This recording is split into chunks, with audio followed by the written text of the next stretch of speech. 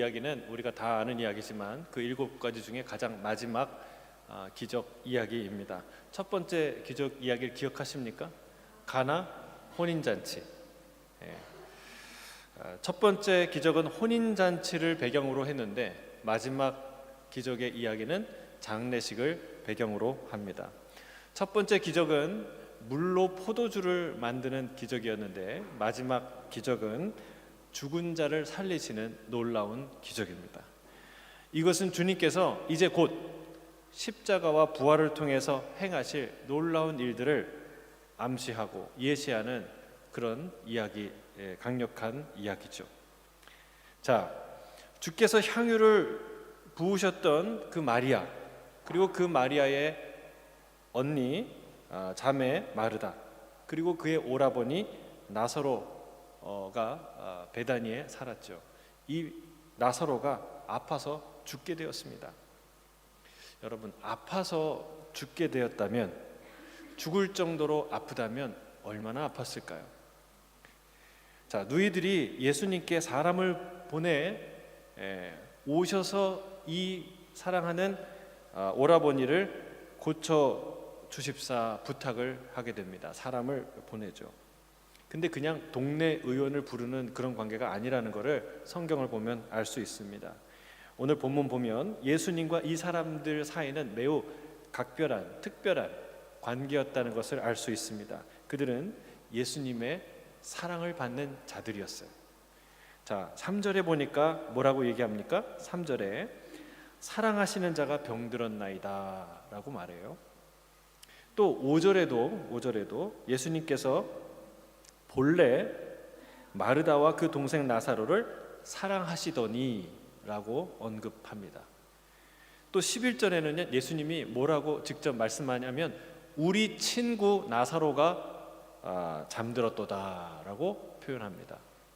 그리고 오늘 본문은 아니지만 35절에 보면 죽은 나사로의 무덤 앞에서 예수님이 눈물을 흘리십니다. 그 장면을 두고 사람들이 이렇게 얘기하죠. 보라, 그를 얼마나 사랑하셨는가 라고 서로 수군대는 장면을 우리가 목격할 수 있습니다. 여러분, 이 한 이야기 속에 이렇게 각별한 예수님의 사랑과 애정의 표시가 담겨 있어요. 참 부러워요. 얼마나, 아니 같은 제자인데 이런 특별한 사랑을 받았는가. 근데 주님이 이렇게 각별히 사랑하고 아끼는 이들은 과연 누구였는가? 성경에 이들이 베다니에 사는 사람들이라고 기록하고 있습니다. 베다니는 어디냐? 예루살렘 성전 맞은편, 그러니까 동쪽 그 비탈이 있는데 거기에 있는 동네예요. 우리가 예루살렘 성전과 가까운 이 동네이기 때문에 부자들이, 또 비탈이니까 경치가 뷰가 좋을 거 아니에요. 부자들이 사는 동네구나 라고 생각할 텐데 그렇지가 않습니다.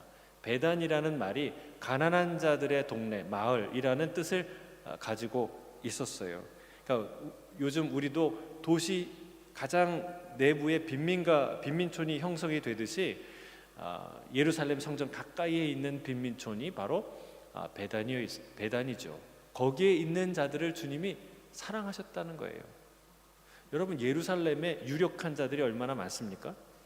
예를 들면 니고데모와 같은 지식과 또 사회적 지위를 다 겸비한, 그러면서도 진리를 사모하는, 그리고 아리마대 요셉과 같은 사람이 있지 않았겠습니까? 그러나 예수님이 정작 가장 친하게 각별한 마음을 갖고 관계를 가지고 애정을 가졌던 사람이 바로 이 가난한 동네에 베다니에 사는 형제와 자매들이라는 사실이 얼마나 우리에게 위로가 됩니까? 나 같은 것이 주님이 나를 정말 특별히 생각하실까? 아니요. 바로 당신과 같은, 저와 여러분과 같은 사람을 주님이 사랑하신다는 거예요. 할렐루야. 얼마나 놀라운 위로입니까? 주님은 나사로의 그 안타까운 소식을 듣고 이렇게 말씀하십니다. 우리 4절이에요. 4절 말씀 같이 읽겠습니다. 4절 시작. 예수께서 들으시고 이르시되 이 병은 죽을 병이 아니라 하나님의 영광을 위함이요 하나님의 아들이 이로 말미암아 영광을 받게 하려 함이라 하시더라. 주님이 세 가지를 말씀하시죠. 첫째는 이거 죽을 병 아니다. 산다는 얘기죠. 둘째는 하나님의 영광을 위한 병이다. 셋째는 이 일로 인하여 하나님의 아들 예수님이죠. 자신이 영광을 받게 될 것이다 라고 말씀하십니다. 그리고 이 말을 하고 그 마을에 이틀을 더 머무십니다. 자, 제자들의 입장에서 이 얘기를 들었을 때 마음이 안심이 됐어요. 푹 놓였어요. 왜 그랬을까요? 예수님께서 죽을 병이 아니라고 말씀했기 때문이죠. 그러나 제자들은요, 한 가지 이유가 더 있었어요. 이 두 가지 이유에서 이 얘기가 반가웠어요. 첫 번째는 아까 얘기한 대로 나사로가 죽지 않겠다는 말, 그러니까 아프지만 살겠다는 말 때문에 안심이 됐고, 두 번째는 그러면 이제 다시 지금 유대로 다시 돌아가지 않아도 된다는 말에 안심이 되었을 것입니다. 왜냐하면 당시 예루살렘은 그 어느 때보다 예수님과 그의 무리와 그를 따르는 사람들에게 적대적이고 위험한 장소였기 때문에 그렇습니다. 오죽하면 도마가 나중에 예수님을 따라 유대로 가기로 했을 때에 그가 뭐라고 고백합니까? 우리도 주와 함께 뭐 하러 가자고요? 놀러 가자고요? 죽으러 가자. 그렇게 말할 정도였어요. 여러분, 여기 죽으러 오신 분 계십니까? 예? 나도 엄마 아빠 따라 김집사 박집사 따라 죽으러 예배하러 가자 이러면 못 오셨을 거예요. 그렇죠? 예, 여기 뭐 원수 같은 사람이 있으면 못 오셨을 거예요. 근데 그런 곳에 가는 거예요. 죽을 각오를 하지 않으면 갈 수 없는 곳이 되었어요. 제자들은 적어도 지금은 예수님께서 예루살렘에 가시면 안 된다, 가시는 건 좀 말려야 된다라고 생각하는 그런 상황이었던 것이죠. 그래서 그 마음이 예수님이 안 가실 것 같으니까, 갈 필요도 없을 것 같으니까 안심이 된 거예요. 근데 이틀이 지나니까 예수님의 입장이 바뀌십니다. 말이 바뀌는 것 같아요. 갑자기 유대로 가자는 거예요. 예. 그 전에 유대로 가지 말자고 말한 적은 없어요. 근데 그렇게 예상하고 있다가 예수님이 유대로 가자 하니까 당황스러운 거예요. 난감했어요. 그 이유가 8절에 나옵니다. 8절을 같이 읽겠습니다. 시작. 제자들이 말하되 랍비여, 방금도 유대인들이 돌로 치려 하였는데 또 그리로 가시려 하나이까. 아니, 방금 얼마 전에 돌로 치려고 했는데 우리가 앞에서 어떤 사건을 봤어요? 실제로 예수님이 사로잡혀서 돌 맞을 뻔하셨죠. 왜요? 무슨 얘기 하셨어요? 나와 아버지는 하나다, 뭐 이런 얘기를 하시니까 이 유대인들이 뿔이 나서 화가 나서, 그리고 그게 얼마나 좋은 이 빌미입니까? 죽이려고 하다 했는데 예수님이 이제 잘 빠져나가신 거죠. 겨우 빠져나왔는데 또 거길 가시겠냐는 거예요.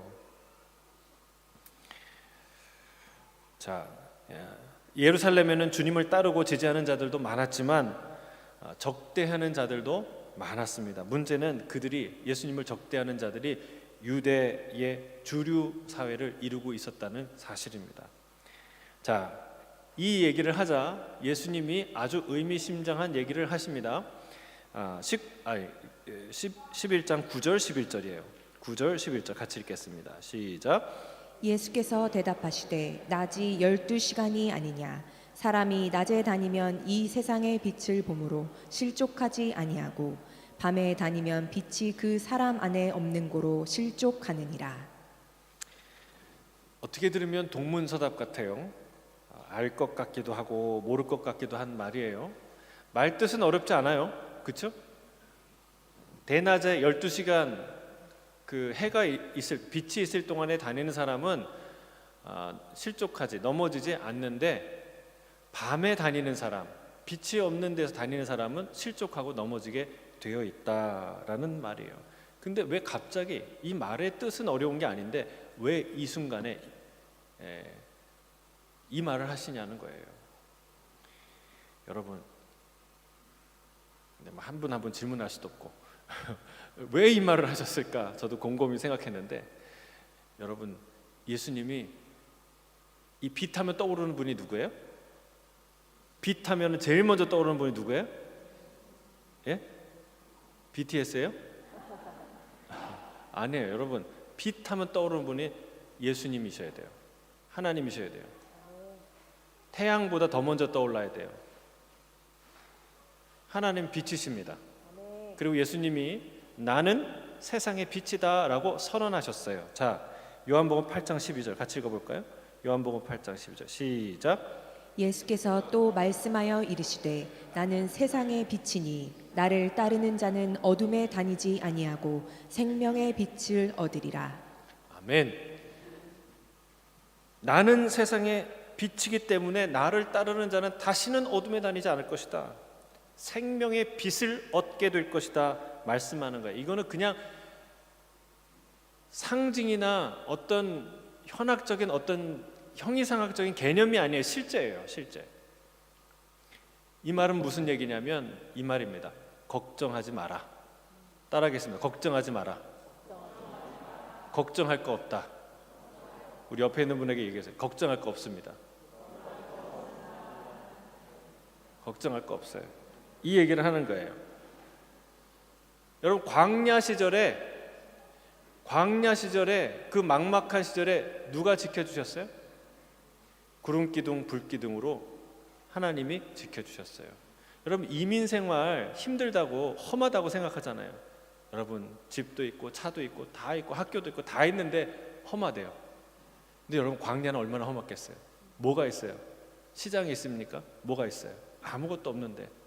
근데 그 험한 그 장소에 누가 길이 되셨고 누가 그늘이 되셨고 누가 빛이 되셨고 누가 온기가 되셨습니까? 하나님이 그렇게 하셨다는 거예요. 빛이신 주님이 그들을 따뜻하게 감싸 안았다는 거예요. 지켜주셨다는 거예요. 여러분 목자의 품 안에 있는 양은 두려울 게 없어요. 그렇죠? 심지어는 밖에 이리가 어슬렁거려도 두려울 게 없어요. 근데 반대로 홀로 있는 목자 품을 떠난 홀로 있는 양은 아무 일이 없어도 두려워요. 왜요? 이제 곧 어떤 일이 일어날지 모르니까. 여러분 빛 가운데 있느냐 어둠 가운데 있느냐가 이런 차이를 가져온다는 사실입니다. 실제로 주님은 끝까지 제자들을 지키십니다. 저들을 돌보십니다. 이 이후에 이제 예수님의 남은 생애 중에 마지막 일주일을 한번 순환주일이라고 우리가 얘기하는데 그 주일을 생각해 보세요. 바리새인과 사두개인과 제사장들이 전쟁을 벌입니다.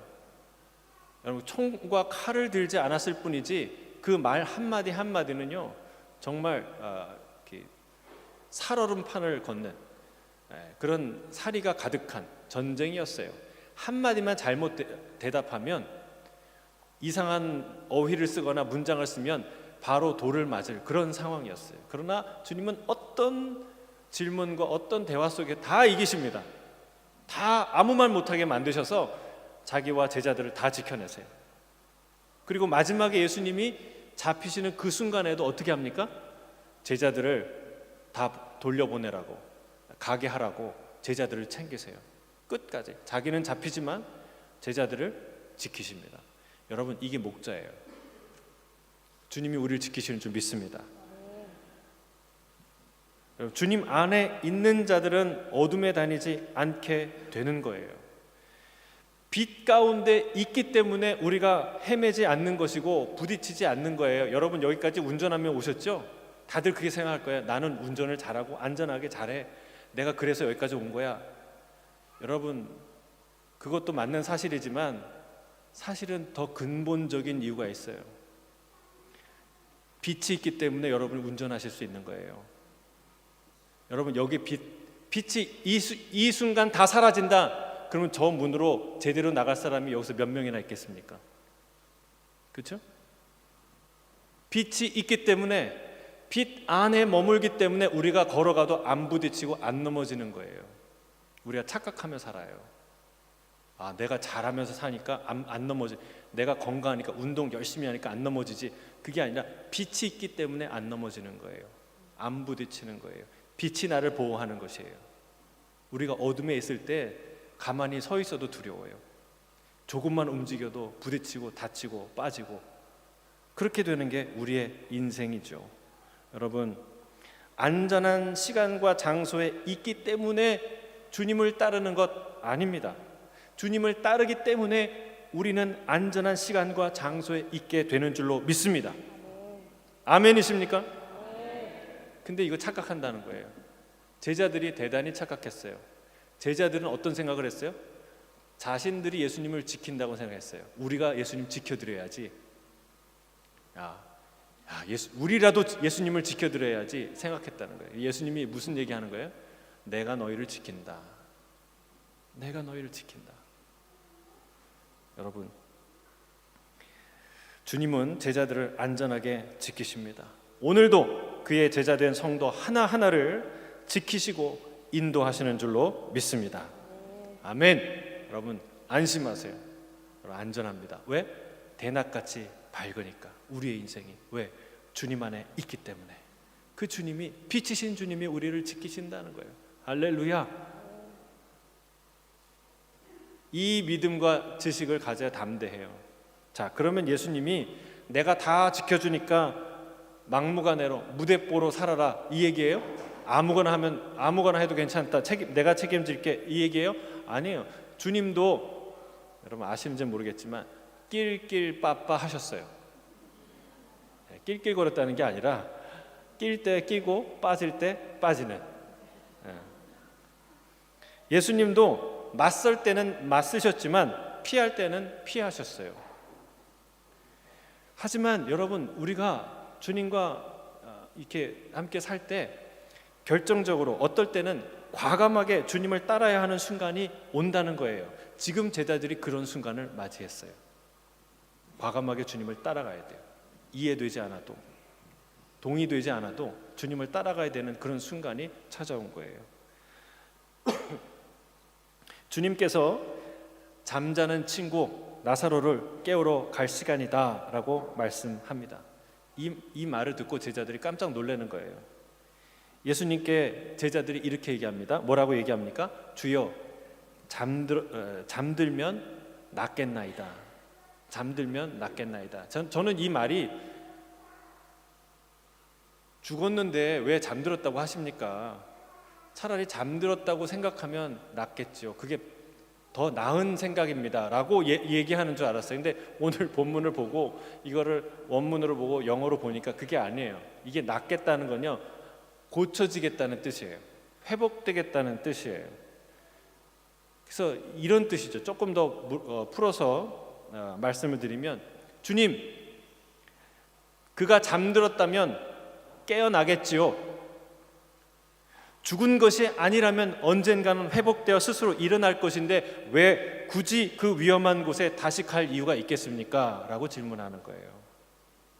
그러니까 주님은 할 수 없이 이 잠들었다는 표현에 대해서 더 명확하게 설명해야 될 이유가 있었어요. 자, 14절 15절 같이 읽어볼까요? 14절 15절 시작. 이에 예수께서 밝히 이르시되 나사로가 죽었느니라. 내가 거기 있지 아니한 것을 너희를 위하여 기뻐하노니 이는 너희로 믿게 하려 함이라. 그러나 그에게로 가자 하시니. 자, 이 말씀에 제자들이 두 가지가 당황스러웠을 거예요. 첫 번째는 그 살벌한 예루살렘에 다시 가야 된다고? 지금 제정신 있는 얘기 말씀을 하시는 건가? 라는 것. 두 번째는 아니 분명히 예수님이 죽을 병이 아니라고 하셨는데 결국은 나사로가 죽었다는 얘기 아니에요. 그러니까 예수님의 예측이 틀리셨나? 예수님이 잘못 알고 계셨나? 그러면 그가 이미 죽었다는 말인데 가서 과연 무엇을 하시겠다는 건가? 그런 상황에서 굳이 장례식에 참석하려고 우리를 다 이끌고 그 위험한 곳에 굳이 가셔야 하나? 여러분, 이런 생각이 든 거예요. 좀처럼 이해되지 않는 상황입니다. 그래서 이 16절에 도마가 하는 말은 모든 제자들의 마음을 대변하는 말이에요. 16절 같이 읽겠습니다. 16절 시작. 디두모라고도 하는 도마가 다른 제자들에게 말하되 우리도 주와 함께 죽으러 가자 하니라. 우리도 주와 함께 죽으러 가자. 도마가 용기 있는 사람, 솔직한 사람이에요. 그렇죠? 다 예수님 안 믿어지면서도 믿는다고 그럴 때 나는 예수님, 부활한 예수님을 만나야 믿겠다. 그렇죠? 참 솔직하고 용기 있는 사람, 인간적인 사람이죠. 참 멋있는 분이에요. 근데 오늘 진짜 멋있는 얘기를 한 거예요. 우리도 주와 함께 죽으러 가자. 얼마나 바리새인들과 사두개인들의 적의가, 죽이고자 하는 그런 의지가 강력했으면 이런 말을 하겠습니까? 주님께서도 몇 번 얘기하셨어요. 너희가 나를 죽이려 한다라는 말을 언급하시지 않았습니까? 그러나 제자들은 실제로 유대인의 말들 속에서 그런 살기를 느꼈던 거예요. 그들은 언제든지 군중을 동원할 능력을 가진 자들이었어요. 적당한 명분과 타이밍을 찾으면 얼마든지 그 의도를 실행할 수 있는 사람들이었습니다. 여러분, 이 도마의 말에는 생략된 두 가지 말이 있어요. 첫째는 나는 무슨 영문인지 잘 모르지만, 그렇죠? 이해되지 않지만. 두 번째는 앞으로 무슨 일이 일어날지 모르지만 이란 말이 포함되어 있는 거예요. 나는 지금 무슨 영문인지 모르겠고 앞으로 어떤 일이 일어날지 모르겠지만 우리도 주와 함께 죽으러 가자, 이렇게 말하는 것이죠. 여러분, 이게 바로 제자의 고백입니다. 이 고백을 하는 자가 제자입니다. 제자가 아니고선 그 고백할 이유가 있어요? 잘 다녀오세요 그리고 끝나겠지, 그렇죠? 제자니까 이 고백을 하는 거예요. 우리도 주와 함께 죽으러 가자. 여러분, 양이 어찌 목자의 계획을, 생각을, 심정을 이해하겠습니까? 목자가 그것을 설명한들 양이 어떻게 그것을 이해할 수 있겠습니까? 여러분, 양은 결론이 하나예요. 뭐예요? 목자 따라 가는 거예요. 마음이 내켜서 이해가 돼서 가는 게 아니에요. 목자가 가니까, 목자가 이끄니까 가는 거예요. 마음이 내키지 않아도, 비록 이해가 되지 않아도, 두려워도 그래도 가는 것입니다. 여러분, 진정한 제자란 누구인가? 주와 함께 살러 가자, 주와 함께 영광 받으러 가자, 주와 함께 권력을 누리러 가자 하는 사람이 아니라 주와 함께 죽으러 가자라고 고백하는 사람이라는 사실입니다. 여러분, 근데 잘 기억하셔야 돼요. 성경이 우리에게 뭘 보여주냐? 결국 주와 함께 죽으러 가자 그렇게 고백하고 각오한 사람들이야말로 다 살았어요. 놀라워요. 예를 들어 볼까요? 그리 아니하실지라도 나는 우상에게 절하지 않겠습니다. 나는 하나님만 섬기겠습니다 라고 고백했던 다니엘과 세 친구는 죽었어요, 살았어요? 살았습니다. 내가 죽으면 죽으리라 하고 왕 앞에 섰던 에스더는 살았어요, 죽었어요? 예? 모르세요? 살았을 뿐만이 아니라 하만, 원수 하만을 죽이고 너무나 멋지게 복수를 하고, 그리고 모든 이스라엘 민족을, 유대 민족을 살린 놀라운 여인이 되었어요. 어머니 죽는 곳에 나도 죽겠습니다 라고 고백했던 룻, 여러분, 그도 살았어요, 죽었어요? 망할 것 같은데, 다 망한 그지 같은 삶을 살 것 같았는데 그가 살았어요. 살았을 뿐만이 아니라 다윗의 할머니가 되고, 그리고 예수 그리스도의 조상이 됩니다. 할렐루야, 할렐루야. 여러분, 지금 제자들이 그런 마음이에요. 다니엘이, 그의 친구들이, 에스더가, 룻이 고백했던 것처럼 지금 도마가 고백하는 거예요. 우리도 주와 함께 죽으러 가자. 여러분, 이것이 제자들의 마음인 줄 믿습니다. 우리도 그 마음으로 이 길을 가는 줄로 믿습니다. 실은 이게 사랑이에요. 이게 사랑이에요. 여러분, 진짜 사랑은 좋은 시절 함께하는 것이 아니라 험한 시절, 고난의 순간들을 함께하는 관계입니다. 물론 좋은 것도 함께 누리죠. 그러나 그 사랑을 버티게 하는, 그 사랑을 떠받치는 가장 중요한 기초는 무엇이냐? 고난을 함께 하겠다는 각오와 헌신. 그것이 그 사랑을 흔들지 않게 붙드는 거예요. 좋은 날 함께 하자, 여러분, 이건 진짜 사랑이 아니라는 거예요.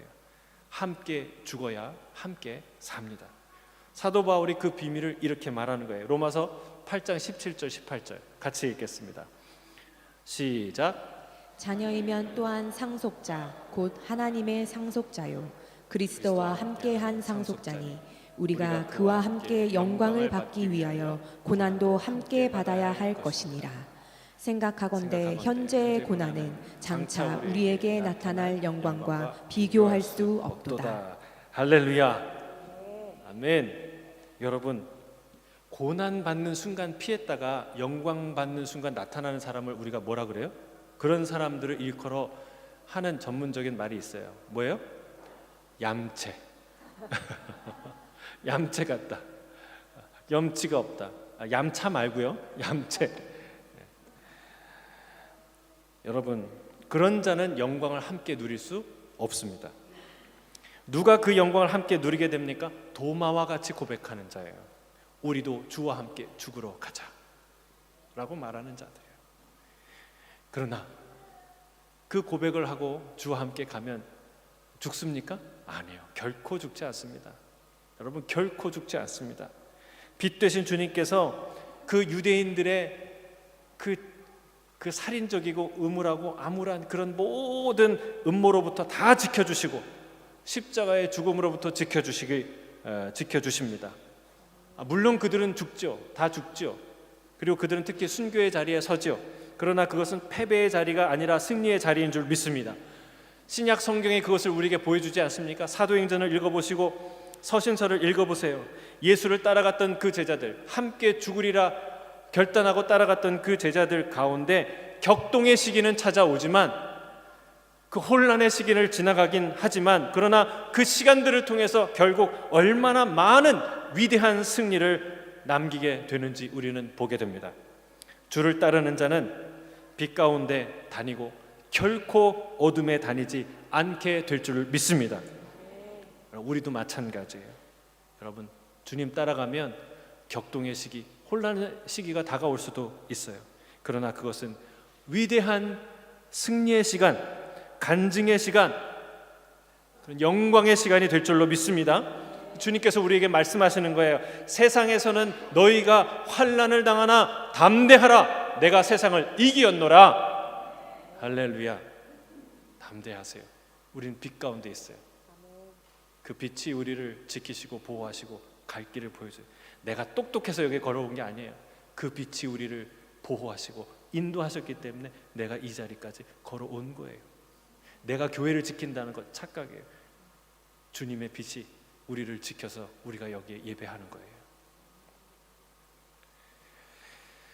하지만 이들은 아직, 이 제자들은 예수님의 그 놀라운 영광을 모릅니다. 그렇죠? 그래서 그들은 생각하는 거야. 우리가 예수님을 지켜드려야 된다. 이런 생각하는 거예요. 그 제자들 때문에 주님이 이틀을 이 자리에서 더 머무십니다. 자, 주님이 머무시는 곳을 뭐라고 얘기하냐면 요단강 건너편, 전에 요한이 세례 주던 곳이다라고 이 40절에 말하고 있죠. 요한복음 10장 40절에 말하고 있죠.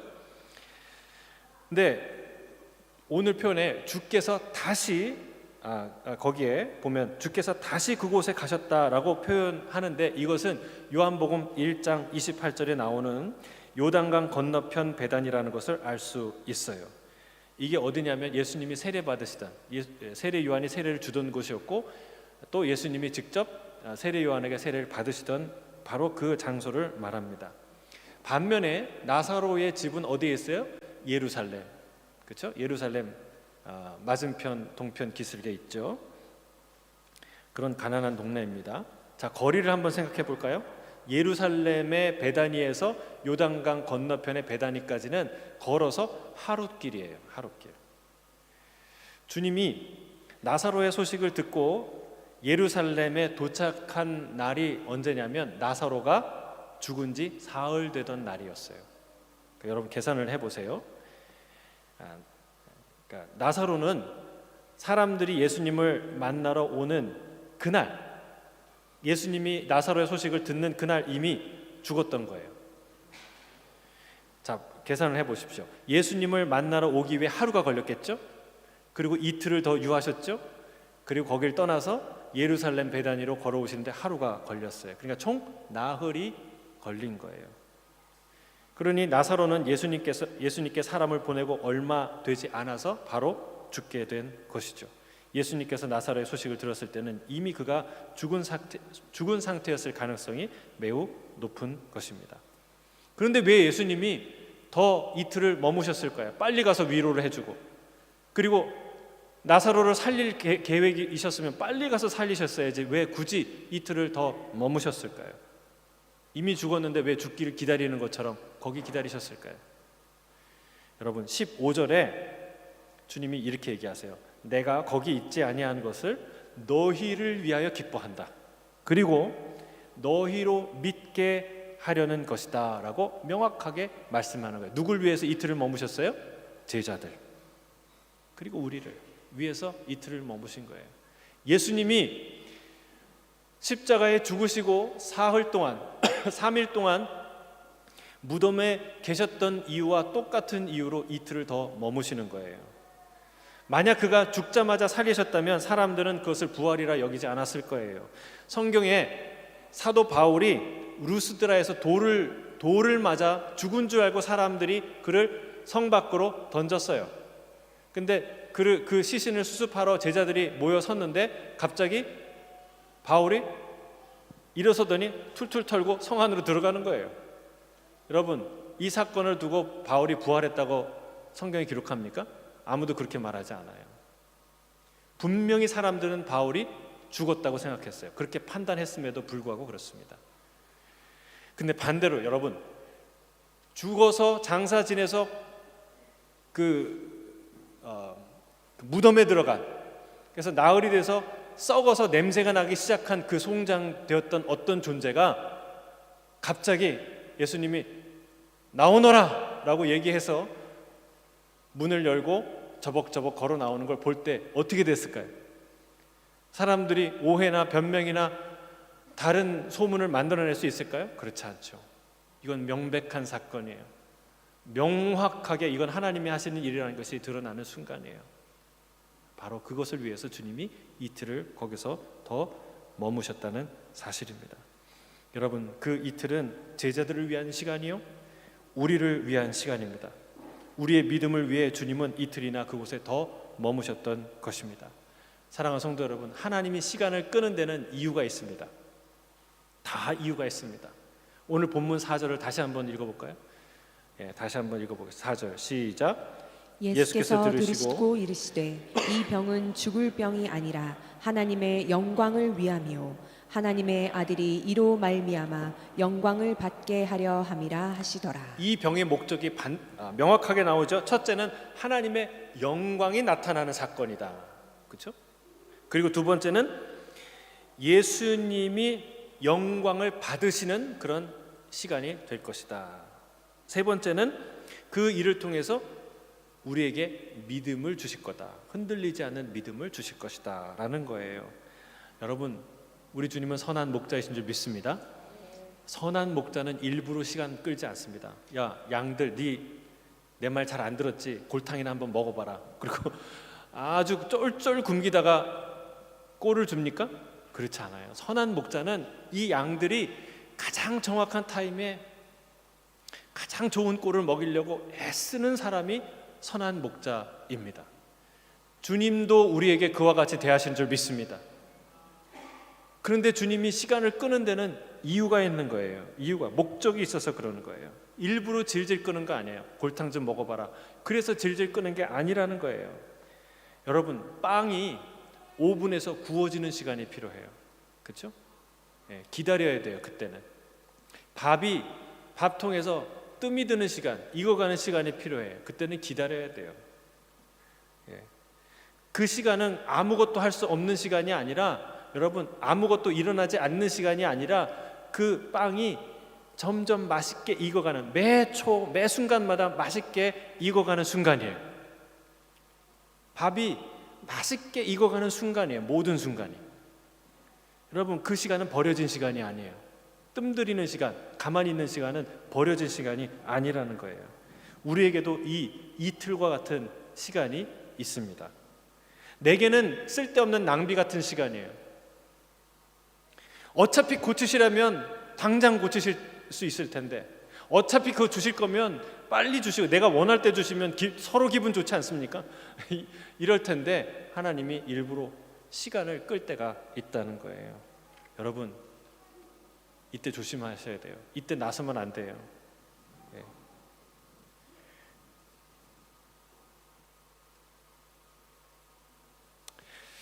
우리 인생에 하나님의 영광이 빛나는 시간이 있습니다. 그런 순간이 있다는 거예요. 가장 높이, 가장 찬란하게 주님이 영광 받으시는 그 순간을 하나님이 생각하고 계획하고 계시다는 거예요. 또한 예수님께서 확실하게 영광 받으시는, 우리의 그 일을 통해서 영광 받으시는 그 순간이 있다는 거예요. 그리고 우리에게도 오해의 여지 없이 분명하게 주님을 믿을 수밖에 없는 명확한 믿음의 증거를 주시는 그런 믿음의 시간이 있다는 거예요. 여러분, 우리의 시간과 인생이 맛있고 멋진 하나의 작품이라면 그 시간을 요리하는 최고의 요리사는 우리 주님이신 줄로 믿습니다. 내가 섣불리 나서는 순간, 급하다고 뚜껑을 여는 순간, 급하다고 오븐을 여는 순간 어떻게 돼요? 우리의 인생은 하다만 요리가 돼요. 선밥이 됩니다. 익히다만 요리, 먹을 수도 없고 버릴 수도 없는 요리와 같은 존재가 됩니다. 요리는 요리사에게 맡기는 것처럼 우리의 시간은 주님께 맡겨야 될 줄 믿습니다. 여러분, 주님 따라가다 보면 가기 싫은 곳을 가야 될 때가 있어요. 이해되지 않는 것을 해야 될 때가 있어요. 여러분, 그것이 제자의 길인 줄 믿습니다. 그게 사랑의 길이에요. 주님의 제자라면, 주님을 사랑하신다면 그 길을 가야 돼요. 그때 우리는 뭐라고 고백해야 됩니까? 도마처럼 고백해야 되는 거예요. 우리도 주와 함께 죽으러 가자. 할렐루야. 여러분, 같이 한번 고백해 볼까요? 시작. 우리도 주와 함께 죽으러 가자. 우리 옆에 있는 사람에게 한번 고백해 보세요. 우리도 주와 함께 죽으러 갑시다. 아멘. 여러분, 그 고백을 하시면 우리는 죽음을 이길 수 있어요. 까짓것 예수님과 함께 죽으러 가자 하면 그 고난, 이 시련, 이 아픔 이겨낼 수 있어요. 승리하게 됩니다. 여러분, 그러나 우리 죽지 않아요. 왜요? 빛 되신 주님께서 우리를 그 빛으로 비춰주시고 인도해 주시고 지켜주시기 때문에 그렇습니다. 여러분, 빛 되신 주님을 신뢰하면 여러분, 낯선 길도 담대히 갈 수 있을 줄로 믿습니다. 여러분, 그분이 있으면, 그분이 없으면 우린 아무것도 못해요. 빛이 완전히 사라진 암흑 속에 던져진 존재처럼. 그러나 그분 한 분이 계시면 우리는 모든 것을 할 수 있어요. 어디든 갈 수 있어요. 그 빛 되신 주님 안에 넘어지지 않습니다. 그 빛 되신 주님을 신뢰하는 마음으로 이 도마처럼 우리도 주와 함께 죽으러 가자. 이런 담대한 믿음의 고백을 하는 저와 여러분이 되시기를 주의 이름으로 축복합니다. 함께 기도하겠습니다. 사랑하는 주님, 빛 되신 주님, 우리의 인생에 비춰주시고 보호하여 주시고 안내하여 주시는 주님을 찬양합니다. 그 주님을 따라 끝까지 믿음의 길을 걸어가는, 인내의 시간을 견뎌내는 그 모든 시련을 아버지 하나님 믿음으로 승리하는 우리 예수 따라가는 교회 온 성도들 되게 하여 주시옵소서.